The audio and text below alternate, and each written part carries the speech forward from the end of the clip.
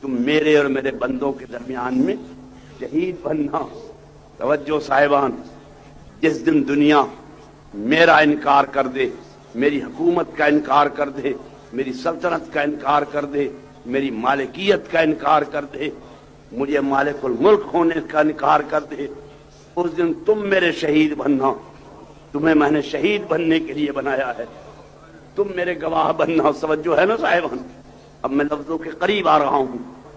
آج سے 1330 سال پہلے سن 61 ہجری میں، سن 60 ہجری میں یہی ہو گیا تھا کہ وہ قوم جو اپنے کو مسلمان کہتی تھی، وہ اپنے طاغوت کی زیر سرپرستی اللہ کی حاکمیت کی منکر ہو گئی، اللہ کے مالکیت کی منکر ہو گئی تھی۔ توجہ ہے نا حضور والا؟ اگر یزید یہ کہتا کہ میں نواسہ رسول ہوں، میں سید ہوں، میں امام معصوم ہوں، تو اس کا تعلق براہ راست پھر واسطہ حسین سے ہو جاتا، حسین سے اس کی ٹکر ہو جاتی۔ اس نے نہ تو شریعت کا نام لیا، نہ امامت کا نام لیا، اس نے تو سیدھی یہ بات کہی کہ میں مالک الملک ہوں اور میرے سوائے کوئی مالک نہیں۔ اس نے اللہ کی مالکیت کو چیلنج کیا، اس نے اللہ کے مالک ہونے کا انکار کیا۔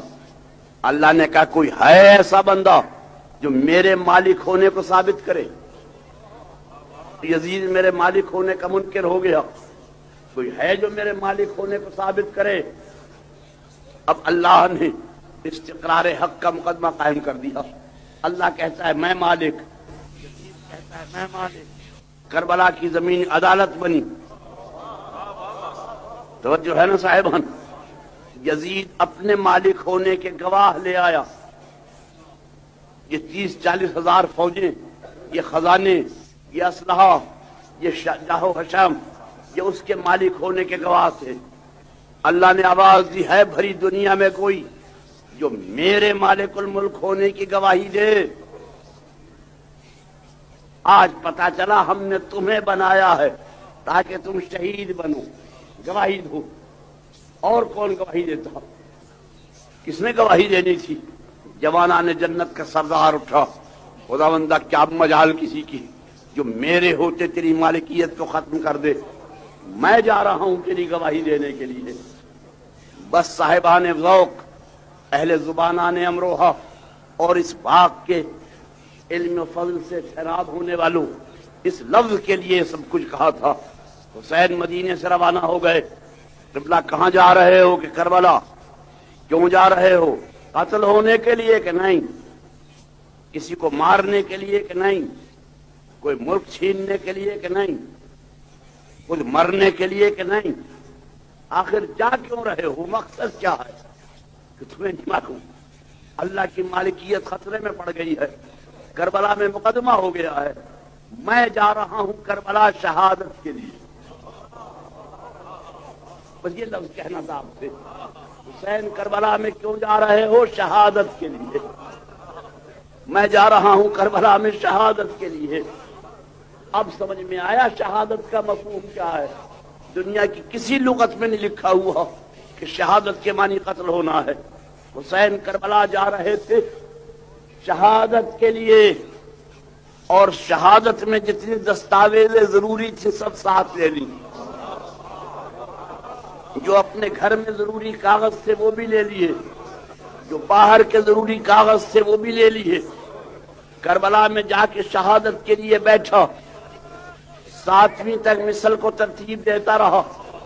7ویں سے اتنا مشغول ہوا کہ نہ کھانے کی فرصت رہی نہ پینے کا ہوش۔ جس دن صبح کو پیشی تھی اس دن ساری دستاویزیں سامنے رکھی، جو ناقص تھی انہیں نکال دیا، جو ضروری تھی انہیں رہنے دیا۔ صبح کو مقدمہ پیش ہو گیا، بھائی بہن نے شہادت دینا شروع کر دی۔ مقدمے میں فلاں چیز کی ضرورت ہے، بہن نے سجائی دستاویز اور بھیج دی۔ شہادت میں فلاں کی ضرورت ہے، سجائی اور بھیج دی۔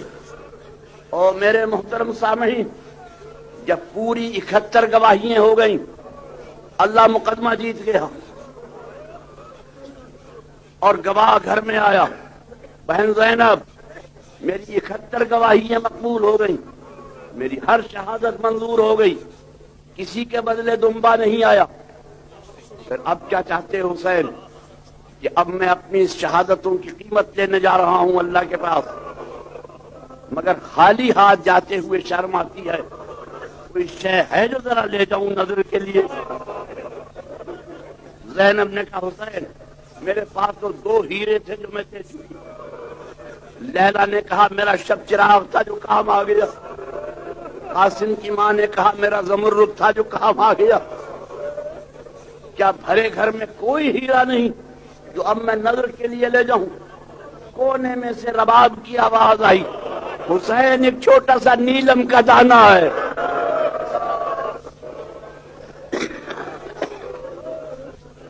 اگر لے جانا چاہے تو لے جاؤ، یہ میں لے رہی ہوں۔ یہ اس شہادت کی آب حیات تھی قبلہ، اور حسین اس نیلم کے دانے کو لے کے پہنچے۔ یہ میں پیش کر رہا ہوں، پیش کر دیا۔ ادھر حسین نے یہ پیش کیا، ادھر اللہ مقدمہ جیتا، اور اللہ کی طرف سے یہ میرے فقرے یاد رکھنا صاحبان ذوق، اسلام نے اللہ کی طرف سے حسین کے قدم پکڑ لیے۔ حسین تیرے صدقے میں میں آج جیت گیا، تو نے مجھے آب حیات پلا دی، میرا اسلام نام ہے، میں خدا کی نمائندہ ہو کر آیا ہوں۔ میں یہ کہنا چاہتا ہوں حسین تجھ سے کہ اور تو کچھ میرے بس کی بات نہیں، ایک شے میں تجھے دوں گا، کیا کہ حسین یاد رکھ جس دل میں تو نہیں ہوگا اس میں بھی نہیں جاؤں گا۔ کہ اسلام نے وعدہ کر لیا حسین سے، حسین جس گھر میں تو نہیں ہوگا اس میں نہیں جاؤں گا، جس علاقے میں تو نہیں ہوگا اس میں نہیں جاؤں گا۔ حسین نے مقدمہ جیتا اور کہا بہن زینب مقدمہ تو میں جیت گیا شہادت سے، ڈگری ہو گئی، تم اس ڈگری کا اجرا کرانے کے لیے اور یزید کی حکومت کو ہمیشہ کے لیے نیلام کرانے کے لیے ذرا شام تو چلی جاؤ۔ سمجھے حضور، بڑا اختصار کرنے سے بات کر رہا ہوں۔ اور زینب شام آ گئی اپنے بھائی کے جیتے ہوئے مقدمے کو آخری منزل پہ پہنچانے کے لیے، اور آ کے کھڑی ہو گئی۔ استبداد کا بت اور شیطنت کا تاغوت فتح کے نشے میں مخمور تخت پہ بیٹھا ہے، اور سامنے خدا کی شہادت دینے والے فاتح کی فاتح بہن کھڑی ہے۔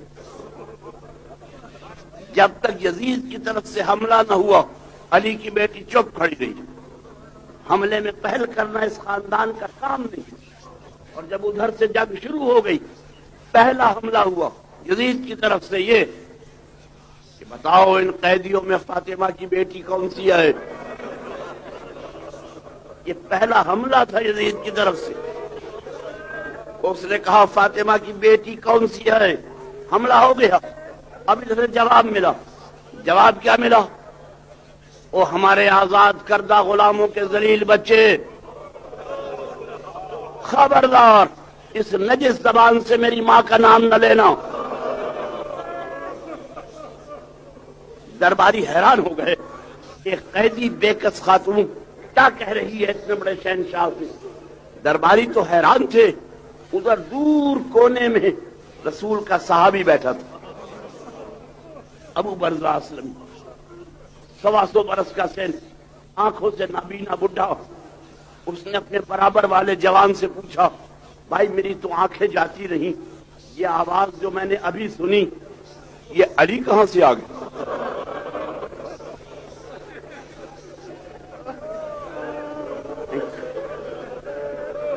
یہ تو علی کی آواز ہے۔ وہ ساتھ والا کہتا ہے علی نہیں آئے، یہ بڈھا کہتا ہے صحابی پھر علی کا کوئی بیٹا ہے، حسین ہے، عباس ہے، محمد حنفیہ ہے۔ وہ ساتھ والا ہاتھ دباتا ہے بابا خاموش رہو، بیٹا بھی کوئی نہیں، علی کی بیٹی ہے۔ ہاں کون بیٹی؟ کہ بڑی بیٹی زینب۔ اور رسول کا صحابی کہتا ہے زینب دربار میں کیسے؟ اس کا کیا واسطہ یہاں آنے سے؟ اور وہ ساتھ والا کہتا ہے کہ بابا محض آنا ہی نہیں، ہاتھ بھی مدھے ہوئے ہیں، سر بھی کھلا ہوا ہے۔ بس وہ بڈھا صحابی وہاں کونے سے اٹھا اور وہیں سے اس نے آواز دی، زینب ڈرنا مت، زینب گھبرانا مت، میں تیرے نانا کا صحابی ہوں، میں آ رہا ہوں۔ یہ کہہ کے جو اندھا بڈھا چلا، یہاں گرا وہاں گرا، سارے درباری منتشر ہو کے کھڑے ہو گئے، دربار کا نقشہ بدل گیا۔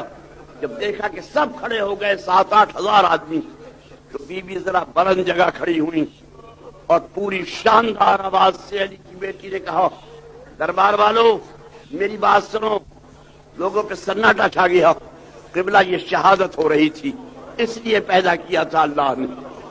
دربار والو میری بات سنو، اور 7-8 ہزار آدمی یا 700-800 آدمی ساکت ہو گئے ایک دم۔ آپ ان سے پوچھتی ہیں تمہارا مذہب کیا ہے؟ ہندو ہو؟ نہیں۔ سکھ ہو؟ نہیں۔ یہودی ہو؟ نہیں۔ عیسائی ہو؟ نہیں۔ ارے کون ہو تم سب؟ ہزاروں آوازیں بیک وقت آئیں کہ ہم سب مسلمان ہیں۔ مسلمان ہو؟ اب شہادت ہو رہی ہے، حضور ذرا تیار رہے۔ ہاں ہم مسلمان ہیں۔ کس کا کلمہ پڑھتے ہو؟ 1000 آدمیوں نے مل کے کہا محمد کا۔ بس محمد کا نام لینا تھا کہ زینب نے جوش میں کہا، محمد کا کلمہ پڑھنے والے بے غیر تو آگے آؤ، محمد کا کلمہ پڑھنے والے بے حیاؤ قریب آؤ، آؤ محمد کی بیٹیوں کا تماشا دیکھو، آؤ محمد کی بہو بیٹیوں کو بازاروں میں پھراؤ، اپنی بیٹیوں کو گھر میں بٹھاؤ۔ 1000 آدمی دیواروں سے سر مار کے رو رہا تھا، محمد کی بیٹی معاف کرنا ہمیں پتہ نہیں تھا۔